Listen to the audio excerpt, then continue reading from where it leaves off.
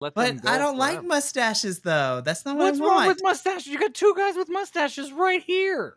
Sir, you have a beard. And a mustache on top of it. It is just more than a mustache. That's a way of life. It's a church of mustache. It's a way of life. Mustache But hi, all you church. BC WrestlePod nerds out there. I had to do it. I'm sorry. It was a matter of time. It was a matter of time. Hey, but this one's less blackmailing, unlike the other That's times true. we That's caught you true. red-handed. I didn't say anything dark and obscure. Yeah, that's fair. Yeah, go ahead. Well, there was a lot of dark and obscure things on this episode, but before we get into all of that, hi, all you BC WrestlePod nerds, and welcome to another episode of Just Three Gents, the weekly AEW Dynamite review team. But we're kind of shaking up things, and there might have been a shakedown or two along the way. But tonight, I will be the person running the ship, running the course, the one on the ones and twos, everything else. I am Mikey, also known as El Jefe around these BC WrestlePod parts. I am the man with half the plan and the face that kind of runs the place a little bit. And joined with me, as always, is my other co-host, normally, who does this with me, the Professor, John. Hi. Oh, you put some... It's been like 2 weeks. I missed it. It's been a while. I haven't seen it in a while. There's a lot that's gone on in 2 weeks or so. This is an interesting one to talk about. It certainly is. I'll save it for my review. And we'll discuss. I don't want to take up too much time here, but AEW has a hard time with these go home week shows. And especially when you have two other shows that have yet to. And yeah, there was some nuances and mistakes that they keep making, kind of creeping in my opinion. So we'll talk about it. That is for sure. And this was such an interesting episode that there was supposed to be a shakeup because story time really quickly. JVL started this as a joke, be like, hey, wouldn't it be great if Andrew came on Dynamite so we can get his opinions? And JVL's like, I would like to pick his brain about Dynamite. And I sent a text message to Andrew and he's like, yeah, I'll do it. And sure enough, JVL is not here. Just kidding. Happens. JVL couldn't be here tonight. He had to deal with some family stuff. All is okay in the grand scheme of things, but we are sending our love to him and his familia. But joining us is our special guest this week. He normally is under the TNA Wrestling Review with myself and Will, and maybe future CMLL host. Who knows about this? Check out the NXT review if you want all that information. But joining us this week as a special guest, Andrew, Mr. A to Z himself. Welcome. This was not how this was supposed to go, but here we are. Yeah, I mean, it should still be fun. It was an experience. This is going to be a fun one. I am excited for the pessimism that Andrew brings to the table. It's going to be great. I'm just excited because this is the first review where it's myself working with the two best friends over here. So this is going to be interesting. Yeah, we haven't gotten to go heads up the three of us. I don't think so. No, I think the last time was a Ring of Honor review or something like that. And that's right. And we were answering. Yeah, I remember back when I was like, I should watch Ring of Honor every week, and I watched it like 3 times. It's because I just had no time. Good job. Good job. Yeah, there's not really much to catch you up on. We can, but like it's rough a little bit right now. Well, that's a shame. But you know, there's some highlights. But let's talk about this. So this is the go home episode for Dynamite. We still have a Collision and Rampage that's airing later this week. And then we have big old Double or Nothing, which stay tuned for that video coming out later this week. But we just straight up opened Dynamite with a match that I was not expecting to open up, but here we are. Orange Cassidy and Will Ospreay versus Trent Beretta and Roddy Strong. Yeah. And we've talked about this the last few months on Dynamite, where they've been putting these sort of main event matches first. And JVL had a theory about sort of doing that to rival the other promotion in the room, as it were, and sort of like, hey, what if we're doing quality versus quantity, or you're trying to switch that up a little bit? And it, for the most part, it works. And there have been a few Dynamites in this new year that the bar is set so high that they don't really catch up until later in the second half on that first match is really, really good. This one I'm torn about. And I would love your opinions on this, because I wanted so much so to love this. This had all my favorite flavors, as it were. Like, I like all this stuff. And there was just some stretches in here where I was like, I'm not feeling it. I'm wondering what's missing. But we can talk more. Yeah, I have a lot of thoughts and opinions on this. Because am I off? Am I wrong though? Or like kind of sort of? There was something that just wasn't quite there for this. At least, okay, before I get Andrew's opinion, my thing that I feel that's been missing with this is the fact that the last couple of weeks, I feel like at least with Roderick and Will, we kind of forgot that they had a feud going into Double or Nothing after they got announced. And so we did it for like a week and a half. And then for 2 weeks, we didn't talk about it again. I was just like, well, I kind of thought that maybe Shane Taylor versus Will could have been on the pay-per-view because that's who Will's been feuding with for the last 2 weeks. Right. And then Roddy attacks him on Collision last week. It's like, oh yeah, they have a feud going on. And then on the flip side of the coin, I felt that Trent and Orange's feud kind of ended when they had their match like last week. And then there's like, nah, we're going to put this on a pay-per-view. I'm like, so is it another regular match? Is there not a stipulation? Like, what was happening? I'm not sure. And Andrew, I'd love your opinion on this too. It just felt like they're professionals. They did a really good job. I don't know if their heart was really in the booking or the storytelling of this. It just felt like something was missing. I don't know. I can't put my finger on it. So Here it is. Here we go. I will say, I think it's actually especially watching promotions outside of, if we'll call them the big two, it seems to be a super common thing because TNA does it, Ring of Honor does it, so where they put these big matches to open the shows. And there's quite a few times, I know we've said it a few times in Ring of Honor, especially where we get to the main event and we're like, really, this is the main event? Like, this match could have been the main event, and oftentimes the opener is a bigger match than the main event. And I had similar thoughts about this episode of Dynamite. So I think it's something that I don't know if they're trying to get a big pop in the beginning from the people that are watching on TV, or if it's to really get the crowd invested that's there so they have a lively crowd going throughout it. I do think you run that chance of setting your bar high and kind of starting off at a high and then just dipping down. I felt like this show was kind of like this for me. But as far as this match specifically goes, not being a regular AEW reviewer, I only really watch AEW shows in the highlights that they put online, and so I get to see the best of what they put out there because it's what they can their trailer versions of matches. Sure. I do agree now looking at this that I think instead of facing Lee Moriarty and Shane Taylor, which I thought were both great matches, Ospreay should have probably faced the members of the Kingdom individually over the last couple of weeks, because that's usually what you get is when you're facing a faction leader, which Roderick Strong is kind of the de facto leader at this point, you face off against the other members of that faction to get to the boss. So I think that would have kept that rivalry and that feud building up to the title match more interesting. I haven't been seeing the Orange Cassidy and Trent Barretta feud really going. I've only just been like reading about it and seeing about it. So for me, this match I actually really enjoyed this match. It was one of my favorite matches of the night because I just got to enjoy it for the wrestling that it was. And I thought all four of these guys, they're all phenomenal wrestlers. And I thought they both tag teams worked really well together. I mean, Will Ospreay plays into anyone's kind of like gimmick and style that he's in there with. So working with Orange Cassidy, he just like played into that Orange Cassidy style very well. And, Roderick Strong, his style, I think watching this made me realize that I feel like the Strong Ospreay match at Double or Nothing is going to be a crazy match. And I didn't mind the shenanigans that kind of took place in this match because it was kind of part of the build-up and the storylines that were going on, because there's a lot of shenanigans happening in there. So it didn't bother me that much, but maybe if I had been watching this for the last few weeks, I might have been a little, burnt out from it.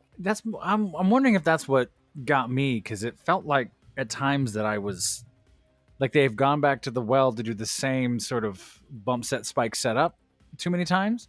The whole night was like, oh look, there's another attack after the match. Oh look, somebody interrupted somebody else. Like they just kind of did the same things they always do, which I'm not on them about, because if they were great, I'm wondering if the whiplash or the pivot to this after 2 weeks of going another direction, and then all of a sudden Orange Cassidy, like even the announcer table was sort of off. Like, yeah, Will Ospreay and Orange Cassidy had a match a few years ago. It's kind of weird seeing them here together. But I mean, the wrestling was still good. You're absolutely right. There were some great spots in here. Will Ospreay doing that corkscrew 540 thing or whatever that is, followed by Orange Cassidy coming in right after it. That was wild. Some of the stuff on the outside of the ring was great. Roderick Strong hits so hard. Like, my God. It's not that I forget. It's like, oh, that's right. You're hitting very hard. Again, this was a great way to sort of showcase Will Ospreay's strength when he catches people and throws them there. They did a good job of making me forget Wardlow, which is not hard. But still, Damn. still like, wow, look at this go. Then all of a sudden he comes out like, oh yeah, that's right. You're He's in there. part of this too. Well, and that was funny because when they came out, I was like, I get it that Adam Cole isn't there, which Sure. I think the whole injury thing just so screwed up this whole Undisputed Kingdom storyline. It derailed all their plans. But I was watching it and I was just like, why is it just these three who have been working together since before the Undisputed Kingdom? Like, why didn't we just make them this team and just have it be that way? Because I hardly ever see Wardlow out there, and I swear, more than half the time I see him, I'm just sitting there going like, he's going to turn on them. He's going to turn on them. He's going to turn on them. Like, because he just seems so irritated by their presence. Right. That I was just like, why would you not bring him out, especially when you're in a match like this and there's shenanigans going on all over the place? And then when he showed up at the end, I was like, oh, okay, at least you used him. Like, that made a little more sense. Sure. Okay, I guess that's, fits a little better for the whole faction thing. Yeah. And I'm wondering if I'm biased, and that's why I was a little like, with this one, which again, and I say this every week, I feel like the wrestling was still great. There was some cool spots in, like we talked about. We found out that Will Ospreay is a bleeder. Like Will Ospreay, when he blades, that's a lot of blood. It makes sense. It's like, I was like, oh my.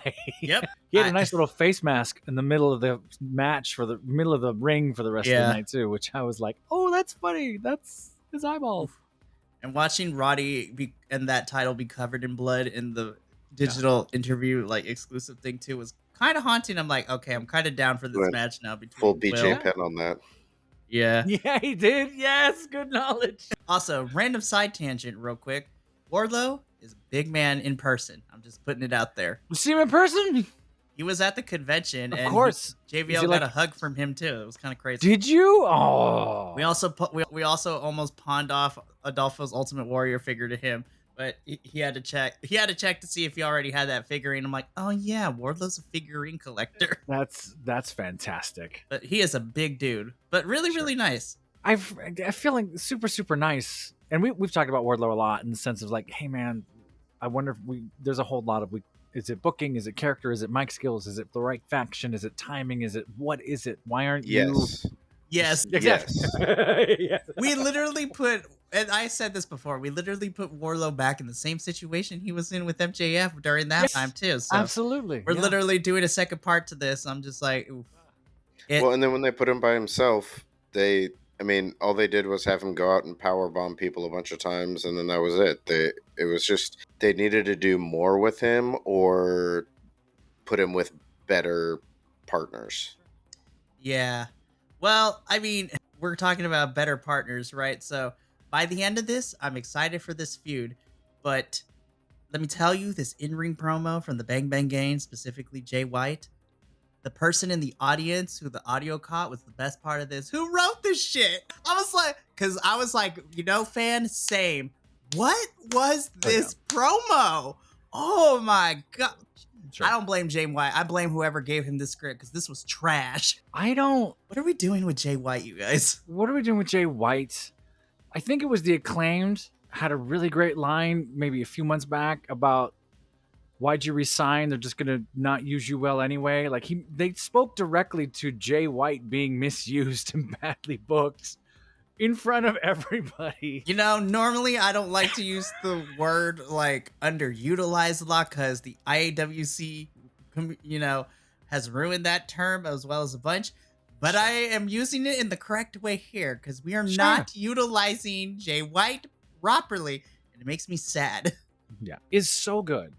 Like I've had a year to warm up to it because I didn't know a lot about him and his work, and I've of course done the research since. I think it's a tough faction, and nothing against those two guys either. I haven't seen them shine the way I feel like they should shine, if that makes sense. So I don't know. They're making this whole Bang Bang Gang thing sound way not cool. Like if I make like they're just. It's crazy that the Acclaim walked out of that feud better looking because Anthony Bowens had a baller match against Brian Cage on Rampage last week. Yeah, and it's like, what? I don't know. It's weird. I want to like the Bang Bang Gang, the Bullet Club Gold, whatever grouping that they're going to be, because I felt this way even when Juice Robinson was there. As like a heel faction. Like, I get what they're going for, bringing in the Bullet Club stuff, kind of putting this AEW twist on it and everything. But every time they talk, I just don't buy it, or I just don't care. Like, it's just, there's just something missing from it for me to get invested into it. And honestly, the best part of this was the surprise reveal during this promo. Sure. But I think part of it is that, like, first of all, I thought these belts were being unified, and then they come out and each one of them has a different version of a trios title on them. I'm like, wheelbarrow of belts. This is, I mean, we already had this problem when Eddie Kingston was walking around with 3 titles he wasn't actually defending. Now these guys are holding trios titles, and apparently they have 2 AEW trios titles, and then they have the Ring of Honor trio or 6-man tag title. So they didn't actually fix the problem that they had before. They just made the problem for 3 people instead of 6. Yeah. But the division isn't doing anything, which means nothing's of like merit is happening with this team. You're putting them into a position where they're just holding props that no one really cares about, and you're not developing these feuds. Like, it's just it. Yeah, I think it would. I think what they're trying to do, and I'm not defending anybody, I think what they're trying to do is make it look sticky, like on purpose. We're going to carry all the belts because we have all the belts, but they're not doing it as a commentary. They're doing it as legit, we're going to hold 9 belts. If they were kind of making fun of themselves carrying 9 belts and making it sort of doing it more subtextually to get theatrical, then I think it would work. But right now it's sort of coming off as messy and it's not going far enough to be goofy, because goofy wrestling's amazing. And it's not being serious enough to be like, we take these 9 belts seriously. It's kind of stuck in the middle, and I think that's what makes it hard. Well, I also am coming from the Ring of Honor side of things, and sure, I was okay with them unifying the 2 belts, assuming that they would actually unify them into a single title and then have trios matches. I love trios matches. Have them have those matches, have them defend them in AEW and Ring of Honor, wherever the case may be, because at least we trimmed down the duplicate titles that we had and titles that were just being held so everybody got a title. But now they're not even doing that. They're just, it seems pointless. I kind of hope that this match that this all set up, it actually brings some interest into this division, because I think across from AEW, their 3 shows, and the Ring of Honor show, you've got a lot of potentially really good trios teams. But when you don't actually use the titles like they're in a division, you don't get to see those teams develop, which also means people don't really care. And yeah, this group, they all could be great. They're phenomenal performers, and they can be pretty entertaining when they do stupid stuff and, think it's funny. But do stupid stuff. Like, don't play the middle. I think you're absolutely right. Like I said, this promo was trash. The only thing that was important is what happened afterwards, because we got the reunited Death Triangle is finally back in AEW. Hawk and the Lucha Brothers makes me super excited. I want to be invested in this match more, because on paper it should be good. It's just that, like with all the trios matches and championships matches that we've had in the last couple months, this is the division that is suffering the most. I'm not going to bring up like other this is the same argument I have with certain other divisions across other promotions, which I'm not going to get into because we'll be here all night. Sure. But I want to move on from this, because you're that excited to talk about this? It just so, we have to talk about it, unfortunately. The match itself, I'm not upset at, because I like all three people in, who was in this FTW three-way. Oh, I'm like, does WWE own the rights to triple threat? Because why aren't we calling things triple threats? Like, what is happening? I would not be surprised they have some sort of right on that trademark on some of those things. Ridiculous. But anyways, we have an FTW three-way eliminator match. I wish they used triple threat, because three-way has so many different The connotations. disgust on Andrew's face. A three-way so might have been more great to interesting to me. watch, honestly. Ooh! Again, the match itself, while not the best, I didn't hate the people that was in the ring. But the problem is I couldn't pay attention to the match, because every time Chris Jericho was on commentary, the learning tree, Chris Jericho, Terrible. and Large William as JVL is not here, so I have to poke that at least. I don't want to retread ground. Anybody who has watched this product knows my feelings on Mr. Christopher Jericho with the whole entire thing. But the match itself, I was like, okay, either Hook is winning or Shibata is winning, but poor Brian Keith is about to get this tap out. Like, he is about to get pinned or submitted. You weren't right. Yeah. You thought, oh, what's the worst? He's going to lose to one of them. No, he lost to both of them. So literally, my response was, wow, what a way to shit on Brian Keith. Yeah. I mean, that's exactly what it was. I'm like, you made him a big deal. You signed him, and then this is thanks he gets. I'm like, this dude has been put through the ringer for the last year and has just gotten hosed. Yeah. And he's so good. I don't get it. All I'm saying is that Tommy Dreamer and Gail Kim, y'all may be wanting to look over here when his contract's up. I'm just putting it out there. Is there a reason? Is there something we don't know? Did he shit in someone's cereal? Did he date someone he shouldn't have? They just wanted him as a good wrestler and not as someone that they're actually going to push. He's so good, and he's such a cool character. The audience likes him. Here's the problem. And there's a meta. Go ahead. Here's the problem with this, Professor, because I have been defending Brian Keith from his introduction on Ring of Honor. And I was on my island by myself as I had to defend myself against your friend over here and the other co-host telling me I was wrong. And then I still think that was not the right choice for that match. But I didn't have any problem with Brian Keith. Wow, did you see that? Look at you backpouting. I'm just kidding.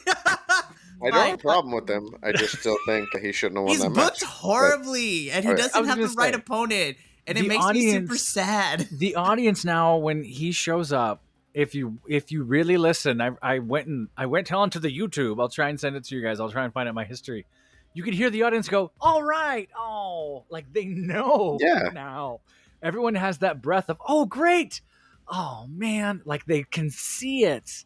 We're meta. We're above board now. Like, well, that's why Brian Keith should have never come into AEW. They should have used him. Not that they would have used him any better because it's the same people running this stuff, but he would be better suited in a Ring of Honor or a TNA. And I don't say that because he doesn't have the skills to be a top person in the bigger promotions. It's that those other promotions, especially places like TNA, would actually give him the things that he is good enough to achieve. Here, he's just getting lost in the shuffle. Oh, he's cool. Oh, he does those things. Oh, yeah, but he's not these dozen people. I mean, he's not quite Brooklyn Brawler, but he's getting rocked all the time. And it's frustrating. You literally had Katsuyori Shibata in this match. Like, that alone between him and Brian Keith would be a baller. Even Hook versus Brian Keith is... So as before I jump on the other tangent, which we'll have, and not spend too much time with that guy's taste in my mouth, I thought this match was fine.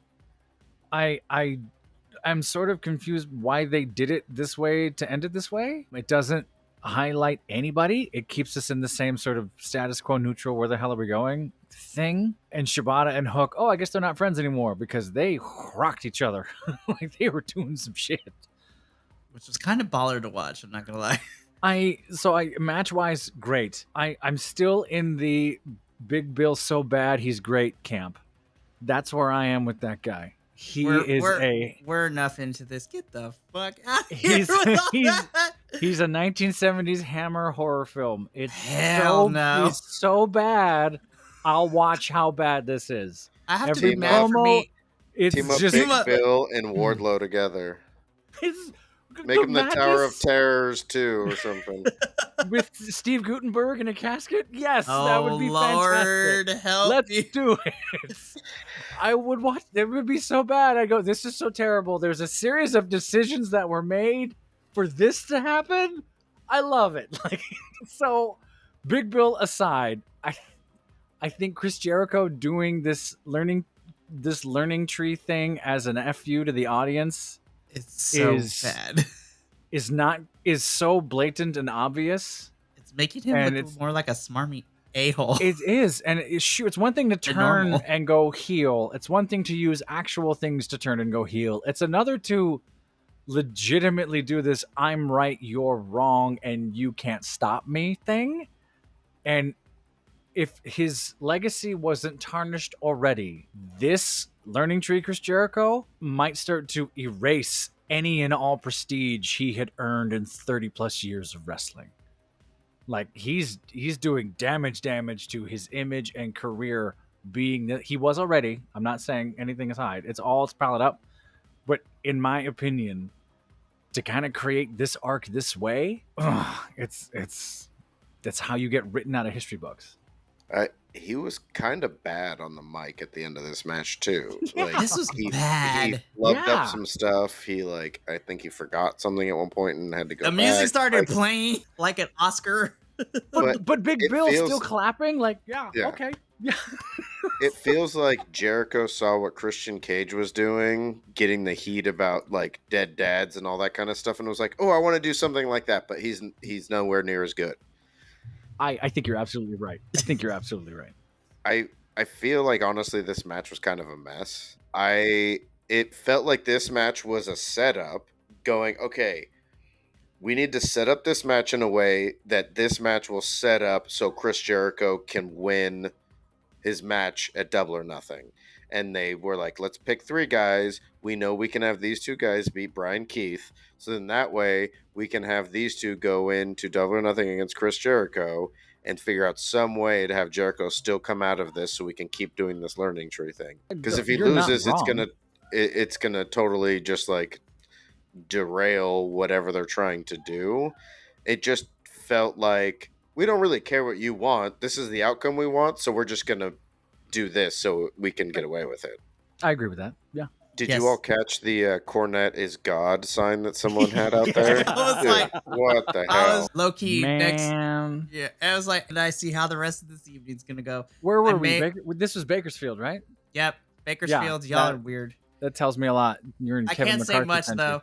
Even though the seats are way up there, I'm gonna be holding a BC WrestlePod sign while we're there. Listen to our stuff. Are you That'd be going? Where are hilarious. you going? I'm going to a collision taping that's happening in Palm Springs. Can you next get a QR code posted on it so you can hold Yes. it up? If it Are gets on you allowed camera, to do people that? can- Can you do that? I don't know. I'm afraid me and Mama Laguilla are gonna get thrown out. That's the other thing too. Mama Laguilla wanted to go with me, so I'm taking her Mama's to our first going. AEW show. Nice. We gotta go She's down just there like, and meet I don't Mom. care who's there. I just need Thunder Rosa to be there. I'm like, me too. Like, Yeah. honestly. It's a collision, right? You said? Yeah, so I'm pretty sure she might be there because Thunder is tied to Collision, which is nice to see. But see, that is more interesting than this whole entire match in the segment afterwards. But we set up another match for Double or Nothing. This is a triple threat. I don't care. I'm calling it You a triple threat. AEW You forgot comes that to me. Well, are we moving on? Because we got to talk about the Reebok pumps. I'm talking about this done with the match because then we're gonna quickly talk about this advertisement for the Young Bucks new shoe with the Reebok pumps. So every single week, I was like, I hated it, but I kind of enjoyed it at the same time too because it plays into what they're doing. I'm I'm just dying laughing over here. I'm just laughing at how much pain Andrew is in right now. Blatant Yeah. product placement. With like embossed super kick party on the tongue. Low key, I may get those shoes, but they're probably gonna be like $300.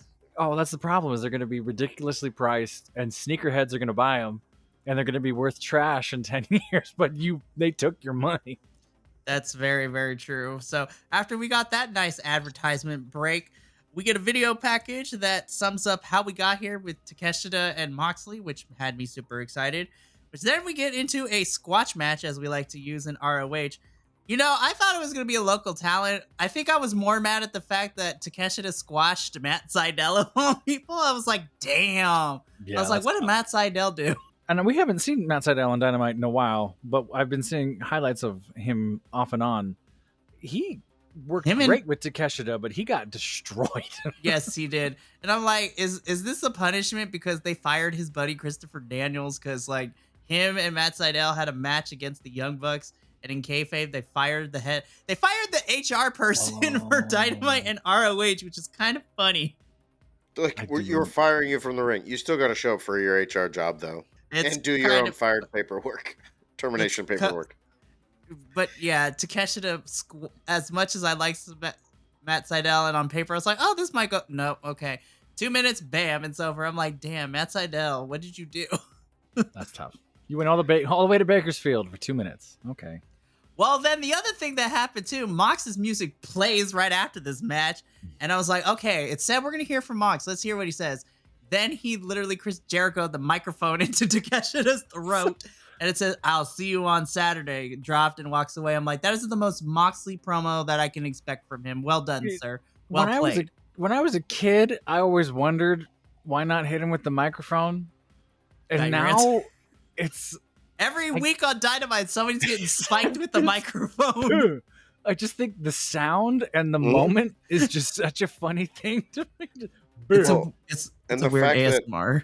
Moxley just like walked in, stared at him for a minute, and then just hit him. Like it was well done. Not to invoke my childhood, but like that's like Razor Ramon. I always wondered, like, stab him with the toothpick. Just go, oh yeah, like come on. If you're gonna cheat. I still love Jon Moxley. I think it's great. I'm excited for this match. I was sort of wondering where we're going, but I'm interested. I just really hope that the members of the Don Callis family can get used to their actual potential. You mean the Don Callis family, as we call it here? They're, Kyle O'Reilly, Takeshita, you mean Kyle Fletcher? Sorry, Kyle Fletcher, Kyle O'Reilly. He's later. Obviously, Powerhouse Hobbs is out injured, but especially those three, they're so good. Oh, yeah. They should be top talent in this company, and I just feel like, Don Callis is like Jericho light. It's just people are just getting lost in his orbit, and I just hope they do more. I hope once this comes to its fruition or whatever, we get to see, because Takeshita has the qualities to be up there actually wrestling for AEW titles. Oh, yeah. So, yeah, I just hope that they do something better with him. We were calling for that over the summer, AEW stuff, like get Takeshita in the mix. We need that. I think once this Phallus family has been broken to pieces, once the turn has happened, they have somewhere to go. The slow burn of it is driving me nuts, and I agree. And we're kind of, shooting this talent in the foot because they could get injured at any time, like we saw with Hobbs.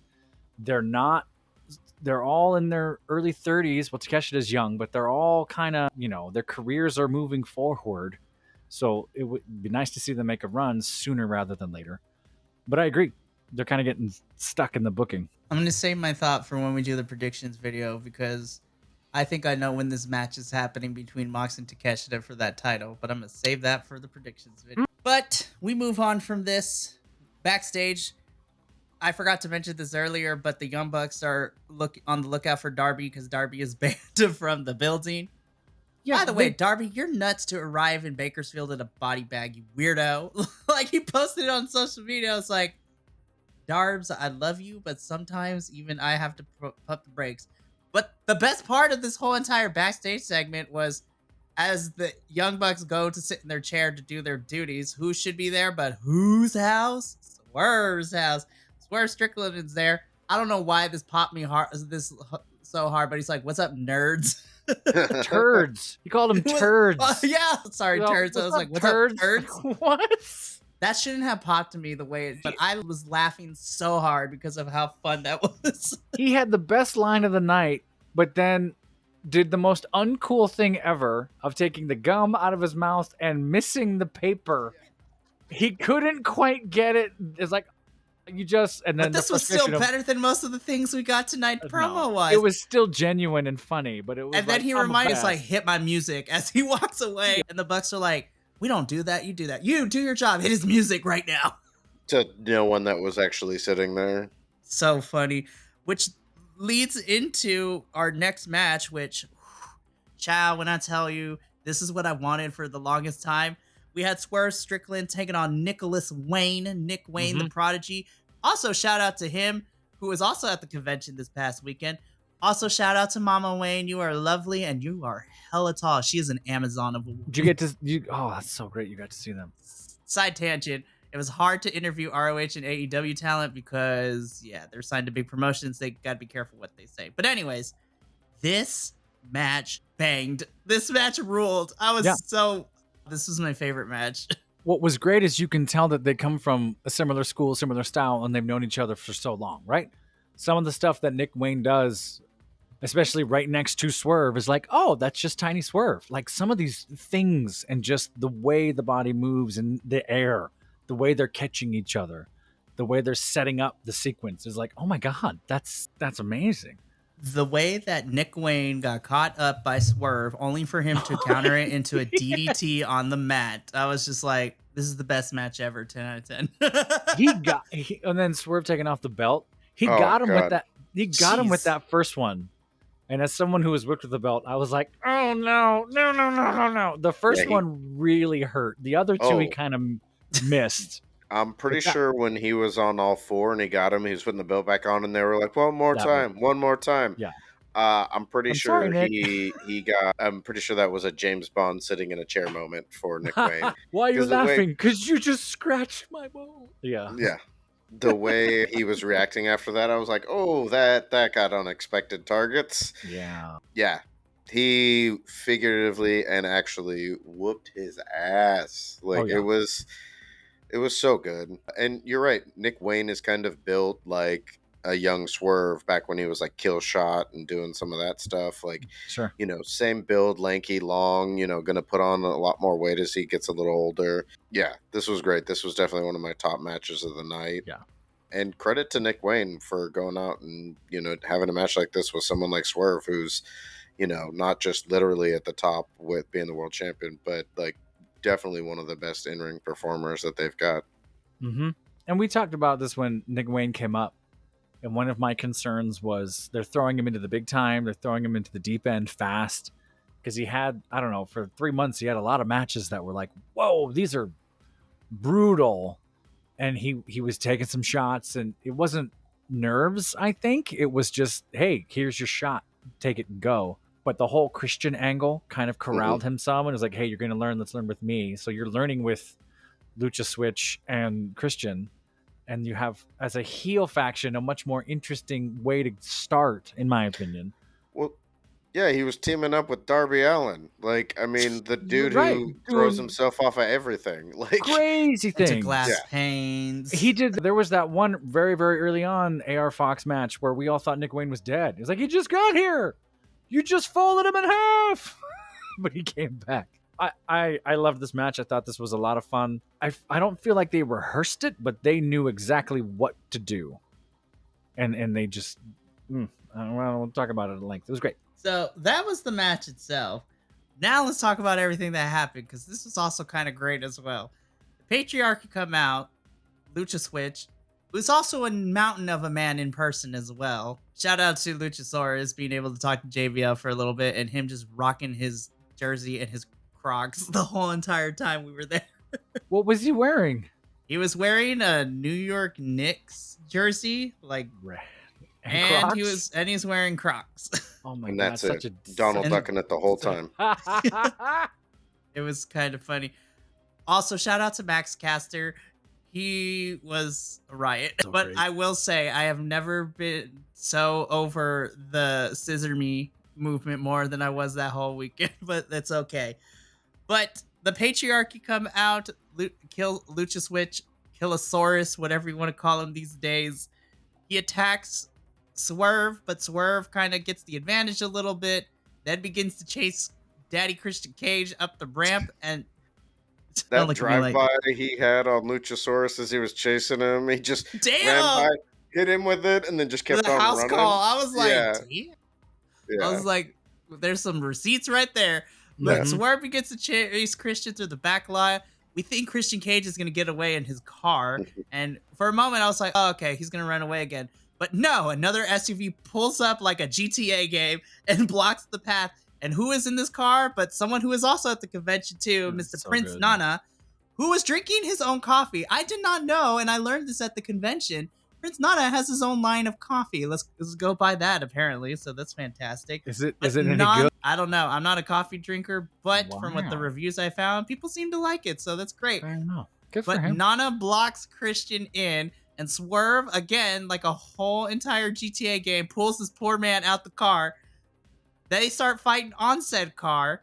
Christian goes down through said car, almost gets concertoed through said car, but then runs away as we see Swerve sitting on the hood of the car with Nana to get the ending shot of this whole entire segment. I'm now even more excited to see what kind of shenanigans go on in this match at Double or Yeah. Nothing now. This is how you sell me on a championship match. And I would love Andrew's opinion on this. This sort of going backstage, follow the camera following us to the outside thing in AEW, at least on Dynamite, is relatively new this year within the last few months, particularly with Adam Copeland showing up.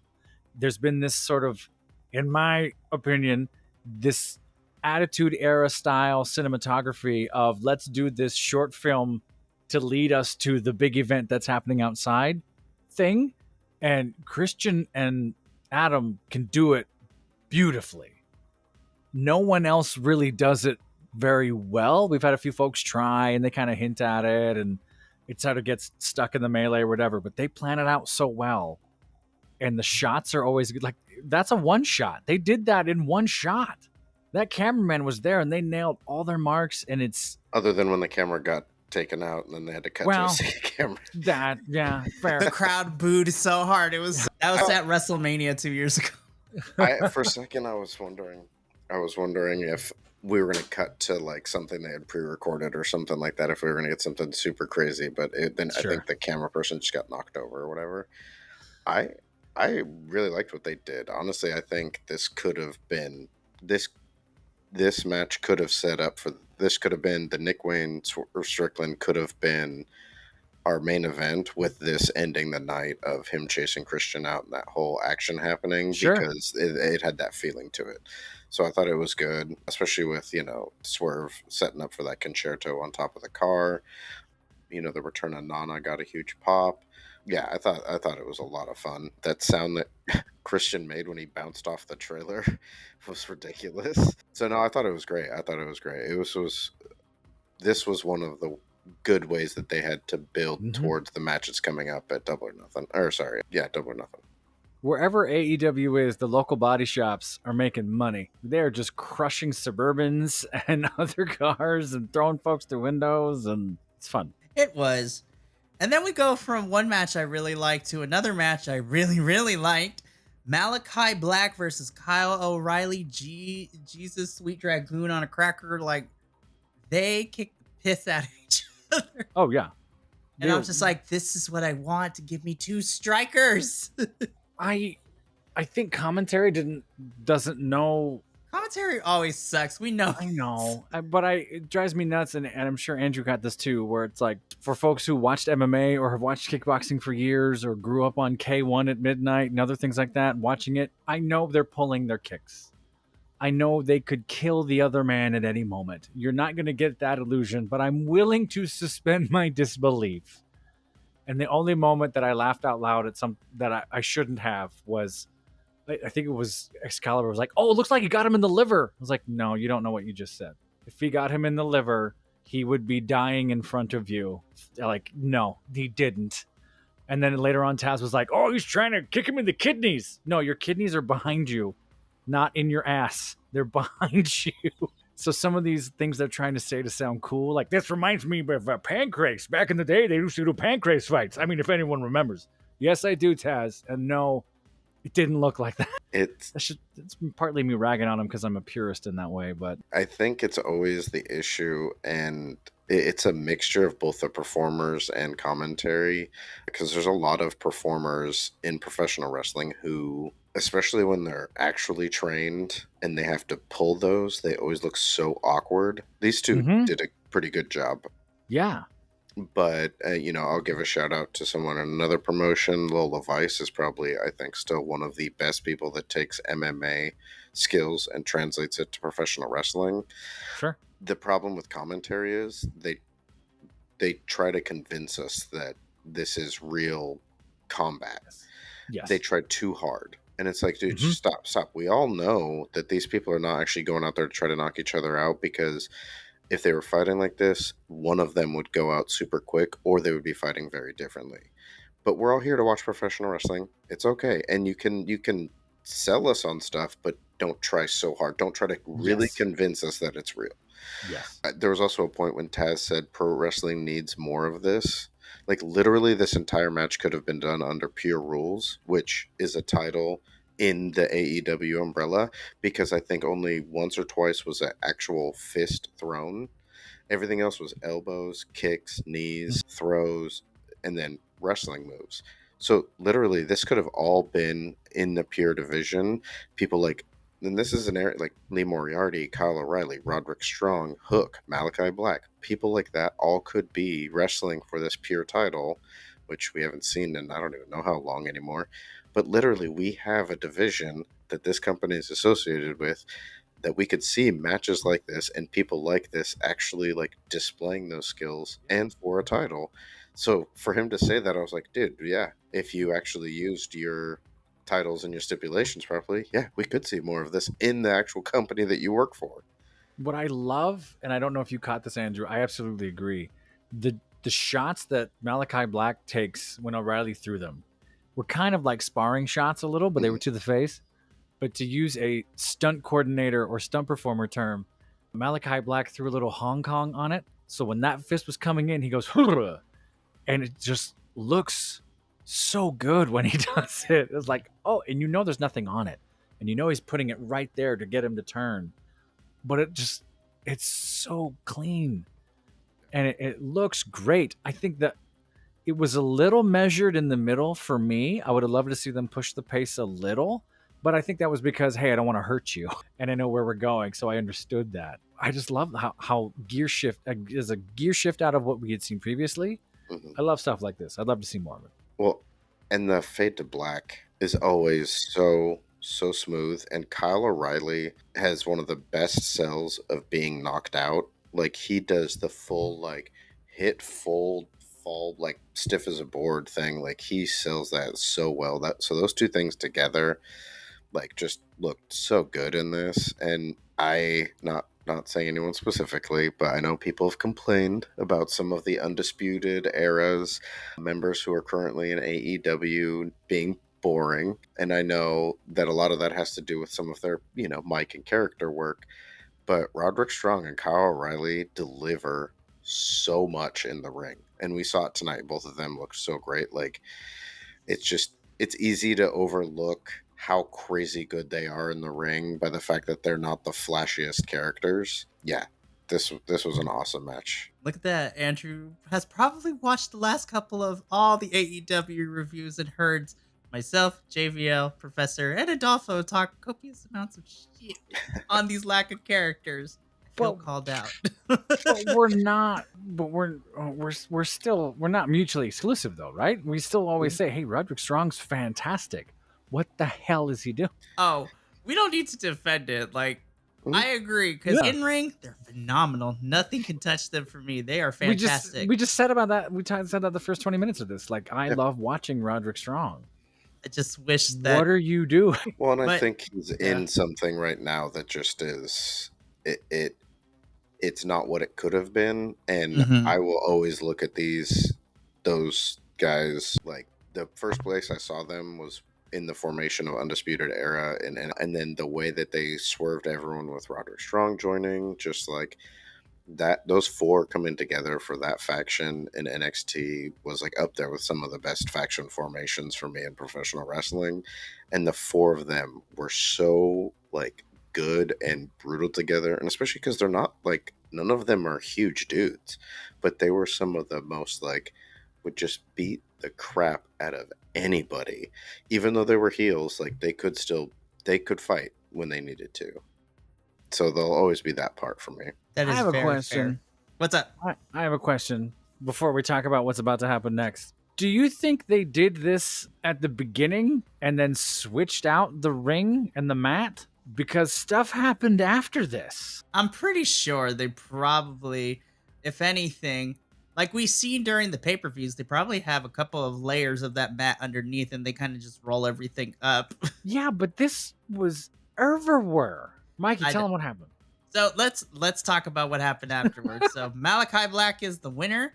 Then the lights dim and we get red flashing lights through everything. And Malachi is kind of looking a little weirded out because it's like, hold up, this is not my stuff. What is happening?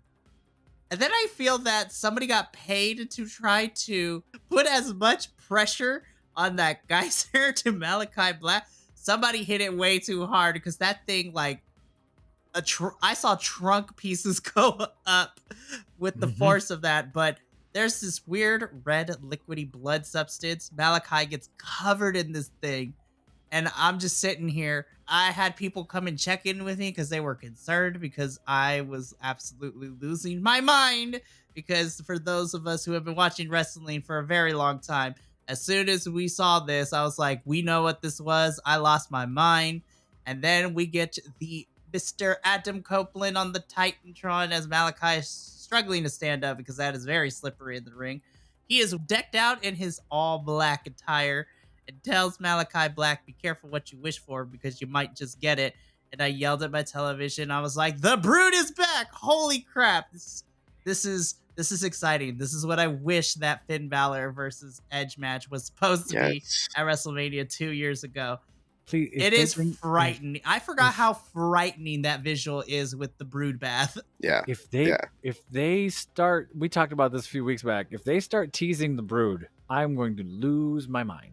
Which they kind of are, but like if even if we don't get an actual Brood return, because obviously Christian Cage is doing other things, you know, even if we don't get to see anything like that, if we just get Brood Adam Copeland to show up for this match, like, that will be like, and the build, like, this was so smart. And it's funny that it's like Christian Cage's, the match that he's in, the build up to that one, and then build up to the match that Adam Copeland is in, were two of the best.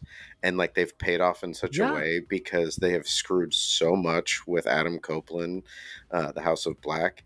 And it was like they finally got him to the point where he returned to that like darkness, and like this was the perfect way. Like he's like, okay, I didn't want to do this, but you're making me be the person I didn't want to like return to being. And like, yeah, I just like seeing the bloodbath happen and like seeing him come out and the smile he even gave like at the end. I was just like, oh, that's gonna be so good.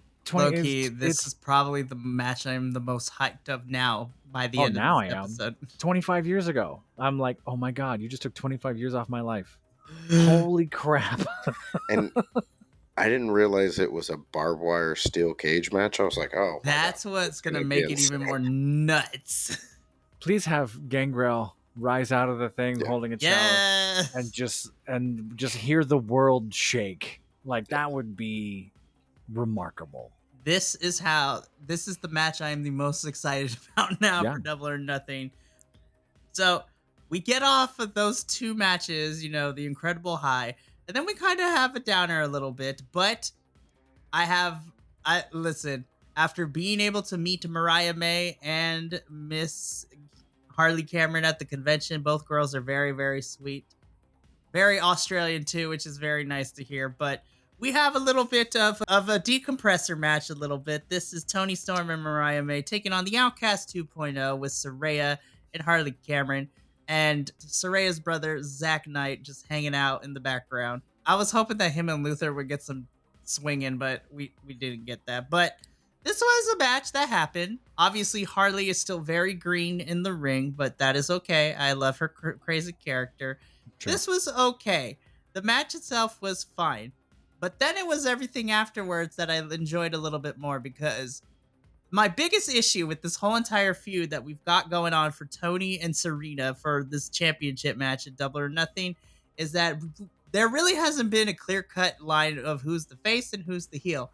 And, normally you don't need to have that. Like, we're in 2024, you don't need to have a clear-cut face and a clear-cut heel. I will say, I think I love this more than anything Serena has given me, and not to her fault, but putting Tony with the chair and locking it in, I was just like, that visual alone, I was just like, there's the professor of 1,000 submission holds that I know and love right there.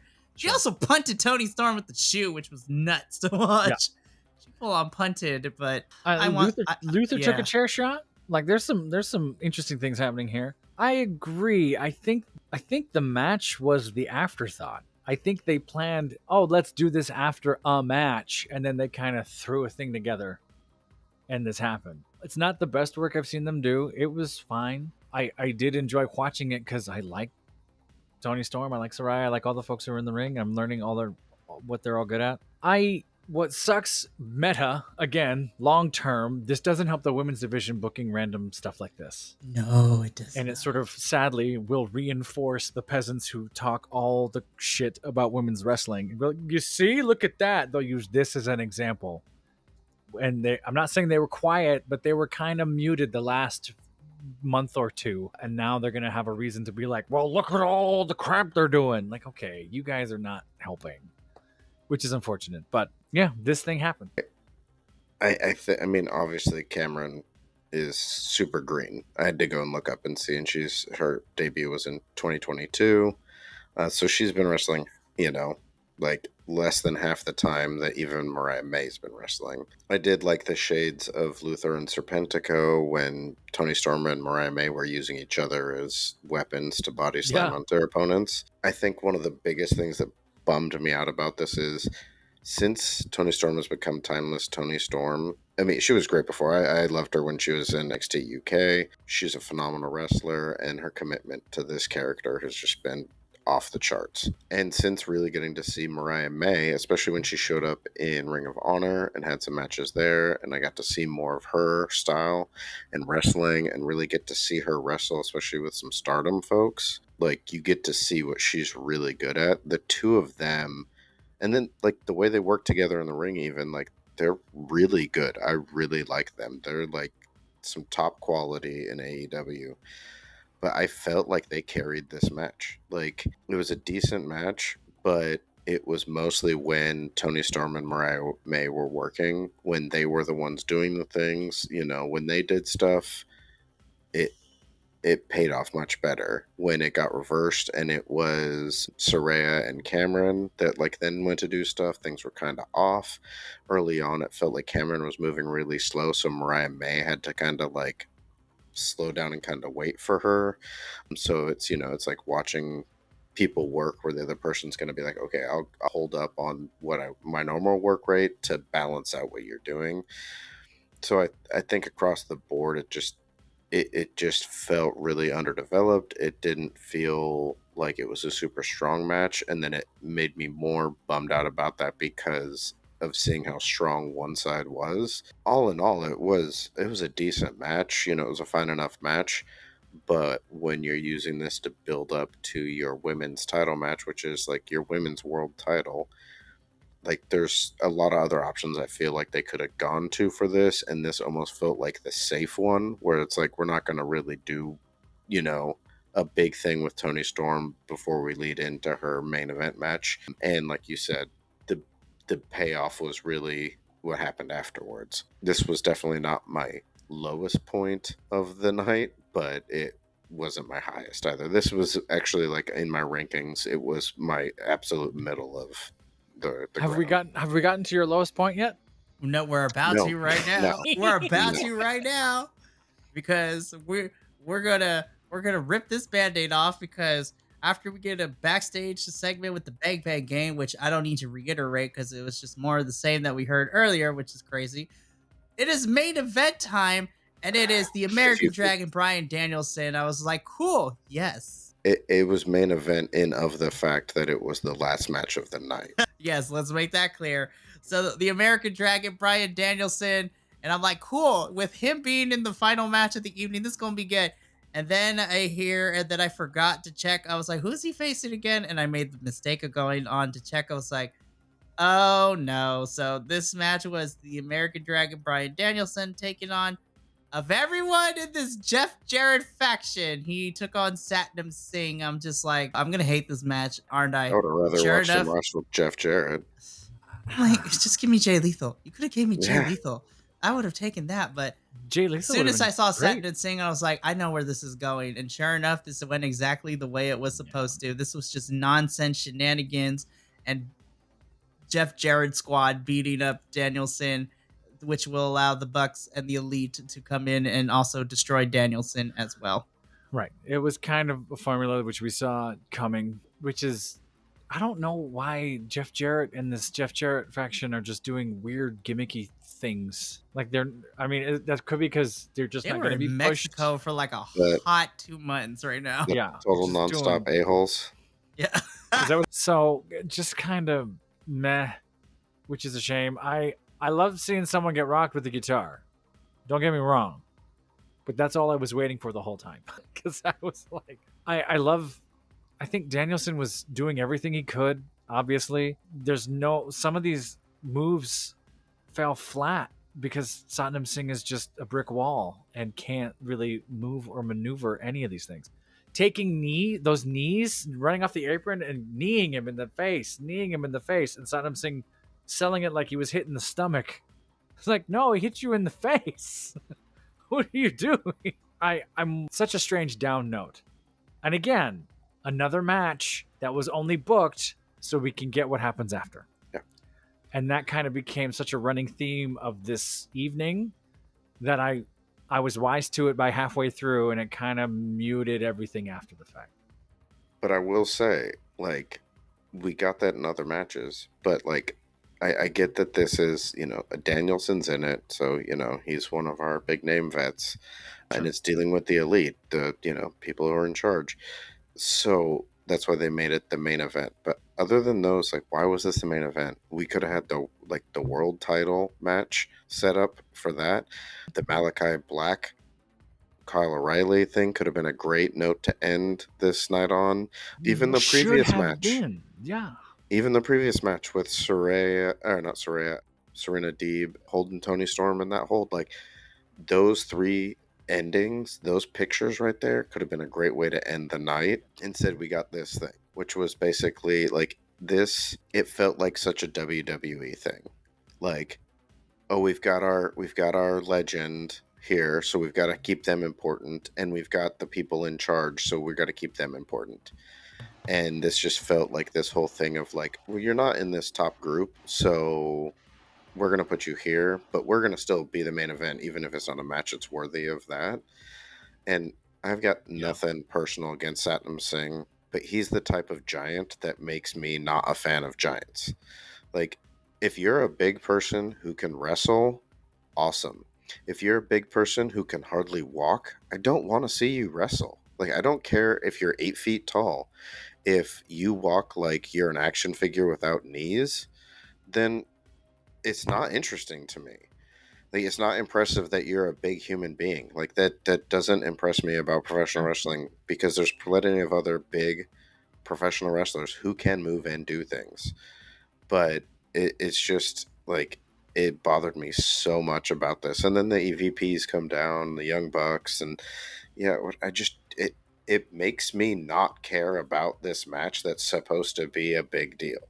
And I really don't care about this Anarchy in the Arena match because of things like this. Right. Yeah. Yeah. And we'll just go through the ending of this. So the Elite come out, the Bucks pay Jeff Jarrett squad the money for beating up Danielson. They continue to beat up Danielson. Then on the Titantron, we get the arrival of somebody. And as soon as I saw that big pink fur coat, I was like, oh, Darby has entered the building. I shouldn't have laughed at this as much as I did, but watching Tony Khan driving, be the getaway driver and fist pumping Darby as he enters in the arena. And at first I was like, Darby, is that an oversized t-shirt gun? Like, what's happening? Then he enters, and Darby Allin has a flippin' flamethrower of all things. I'm like, is that it? Okay. Then just chaos ensues. Matt Jackson goes through a table. People are getting beat up. Danielson's hitting people with steel chairs. So literally, Team AEW, which is 2 people, might I add, is standing tall over the 4 people that you have in the Elite. I'm like, how'd that happen? The math ain't mathin'. But that is how Dynamite goes off the air this week. Don't get me wrong. I love me a flamethrower. I love me a Flamethrower was kind of cool, but I was just like, bit. I love wish- having the flamethrower in the background while Danielson's throwing people through tables. I think that's great. That was your moment to cut it right then. Boom. Bryan Danielson holding up the chair. Darby with the flamethrower. Cut. It's over. No, They let then we this went like linger. 2 extra minutes. They let this linger for like 3-4. I'm going to try and clock it. At least, oh my gosh, 5 minutes they milked the ending of this. That tiny little scratch that he was squeezing to, I think that was Nick went through the table, that he was squeezing to bleed after the thing. These overdramatic reactions. He was starting to lose propellant in the flamethrower. It was going on so long. You had your pop. There it was. Cut. And they just kind of, I was so disappointed in that, like, the amazing feeling for 30 seconds. And then it just went on longer and longer and longer. And I was like, no, you missed your exit. So that was very frustrating to watch. But I love me a flamethrower in a pink sweatshirt. Like, I love it. I love the look of it. There's no safe way to do this. I'd love to see it get used inappropriately. Maybe that's just me, but like, man. That's intense, but yeah, that's how Dynamite. So let's give these empanada ratings here. Empanadas.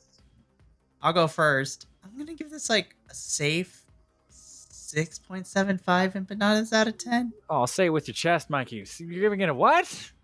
I'm gonna give it a 6.5 instead. There I you changed go. my mind There you go. with little chest hair that I have. Anyways, I give this a 6.5, and it mostly because and it always stems from the problem. These go home shows follow the same problem I have every single time we get one, whereas the wrestling for the majority is really good.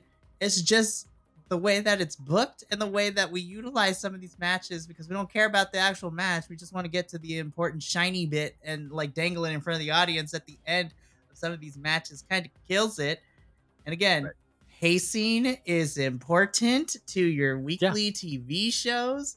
And I thought we were doing okay, but the most egregious things that happened was a lot of these matches were just used as cannon fodder to get to the shiny dangly bit at the end. And also, that god-awful promo from Jay White really soured me on a lot of things. Again, that fan in the audience and that the audio picked up was right. Who wrote this shit? But I give this a 6.5. I'm kind of there with you. And not to review my ratings how I always do these. I sort of reserve 1, 2, 3s, and 4s for like injury or horrible things that have gone wrong or unprofessional things. And then my 5, 6 is sort of in the boring, uninspired place. And if you had told me this on paper, Broodbath, Flamethrower, gosh, some of the Orange Cassidy and Will Ospreay, too, like if you had told me this out loud, I would have been like, oh my God, this is an 8.5, a 9. That's perfect. And it just felt so muted. And so I've seen this go home show before and they didn't build up to anything. There's a lot of things that I want to love to give this more points. And in honor of JVL, because JVL's not here and he would agree, like booking the women badly, I got to take points away from that. Mhm. Come on, what are you doing to them? So I agree. This is in that 6.5 range. Just sort of, you had more so because it's a go home. Like you should be peaking. You kind of turded it. I don't think that's a word. Thank you, Swerve Strickland. Andrew, as our special guest. I will say 9 is what I gave to at least 3 of these matches, but all in all, because the other matches were okay, not good, or squatch, I give it a 7.5, and that all has to do with just mathematically how I rank everything and then Very give good. them a You do grade. math for your ratings. Okay. Yeah, I rank it. It's like a grade. So they got like a C That's fair. from All right. me. So having not watched AEW proper outside of like the highlights, it was interesting to see some of the cool news stuff and the progress things were happening. At the same time, there was also some parts that I felt like it was the exact same product that I was watching months and months ago. Sure. Like, not that I'm watching the same product, but that I'm watching the same thing happening. Like, Yep. meeting the same meal over and over again. And I came back thinking there was going to be something new. And I'm like, oh, you're still serving this. Same ingredients, same results. Cool. Papa John's. But all in all, I would say I'm interested in quite a few of the matches for All or Nothing. There's going to be some that could be some amazing matches. But if I was coming back to AEW to be like, oh, you know, I'm going to try and get back into that, I don't know that this would convince me to watch hours and hours of the product over just watching the highlights that I can watch on YouTube at my own pace and skip over what I want to watch what I don't want to watch at 1.5 or 2 times speed, or just skip over the things. Or shameless plug, watch our reviews because we condense those. Well, So- sometimes this review now is coming up just as long as Dynamite was. That's very fair. But hey, you know what? We don't get to normally have Andrew here on Dynamite. No, it's great. So Yeah. this is fantastic. And I get to edit this, so this is going to be fun. But we're going to sign off for this one because 3 of us have a secondary video that we got to make. That one isn't going to be as long. But from all of us here at the Just Our 3 Gents, from myself, John, Andrew, JVL, and the rest of the BC WrestlePod boys, remember, take care of yourself, love one another, stay iconic, and more importantly than anything, you always deserve to finish your story. We will catch you for the review of Double or Nothing in a couple of days, but until then, for now. Thank you so much for tuning in to another Vibe Tribe production. What's gonna happen next time? Well, you're gonna have to tune in to find out. But until then, remember, take care of yourself, love one another, and as always, make sure that you keep the good times rolling. Thank you for being here, and we'll see you next time.